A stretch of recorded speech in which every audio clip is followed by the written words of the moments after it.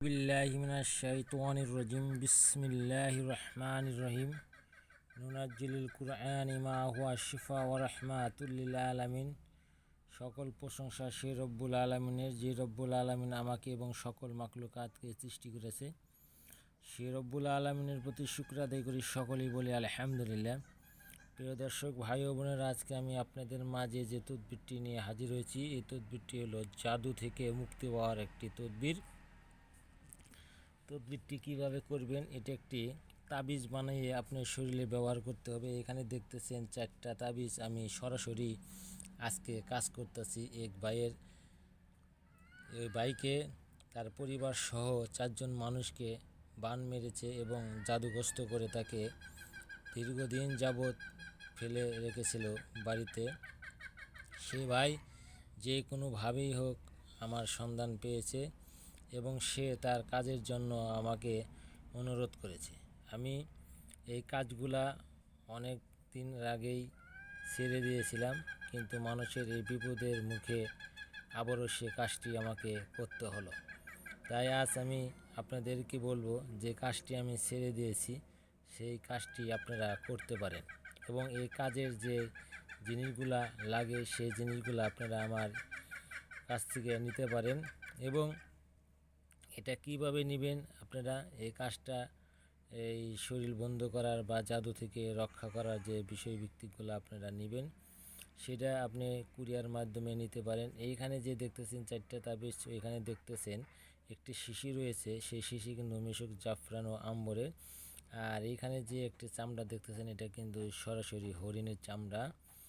এই চামড়া থেকে আপনারা একটু করে চামড়া তাবিজের মধ্যে ভরে দিবেন এবং এই চামড়া দিয়ে এবং জাফরান ও মেশক আম্বর দিয়ে, এখানে আরও অনেকগুলাই জিনিস রয়েছে লেখা দেখতেছেন। এই লেখাগুলা আপনাদেরকে সুন্দর করে লিখতে হবে। যারা চান যে আপনার শত্রু আপনাকে আজীবন যেন কোনো কিছু করতে না পারে বা আপনাকে আজীবনের জন্য শরীর বন্ধ থাকতে হবে, সেই জন্যে এই তদবিরটি আপনাকে করতে হবে।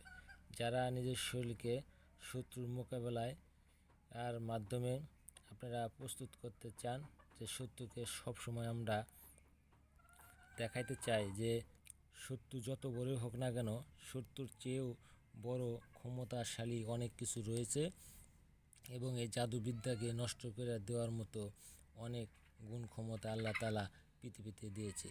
আপনারা এইখানে যে দেখতেছেন, দেখেন এখানে কিন্তু যার কাজ করব তার নাম লেখা রয়েছে। এই তাবিজে দেখতেছেন এরকম করে প্রত্যেকটা তাবিজে কিন্তু নাম লেখা রয়েছে। আমি আপনাদেরকে ভালোভাবে দেখাইতেছি।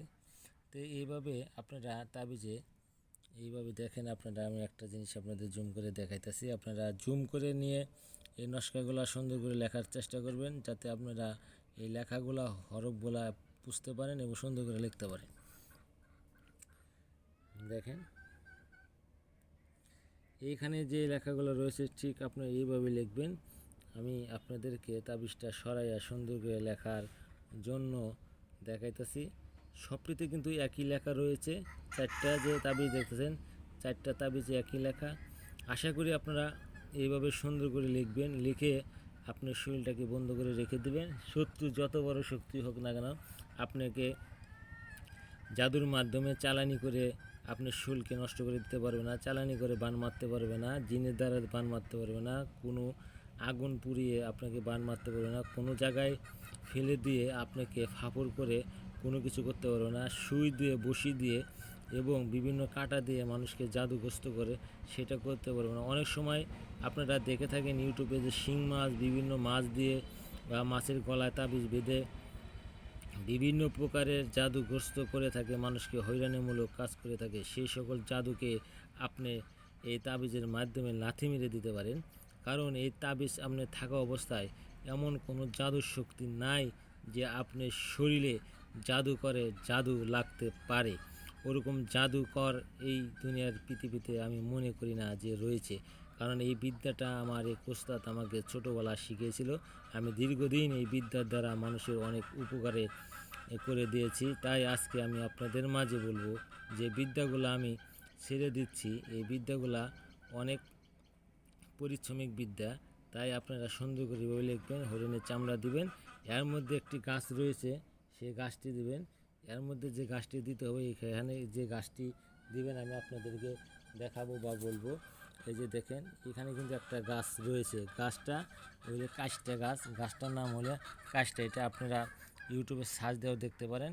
গাছটা কিন্তু এরকম আপনার সাদা হবে, গাছের শেকড়ি এরকম সাদা। এই গাছের একটু টুকরা কিন্তু আপনি এই তাবিজে ভরে দেবেন। ভরে দেওয়ার ফলে যত বড় জাদু শক্তি হোক না কেন, জাদু শক্তির সাথে আপনি টক্কর দিবেন। যদি আপনার শরীরের একটি নোম নষ্ট করতে পারে, তাহলে এই তাবিজ আপনি ছুঁড়ে ফেলে দেবেন।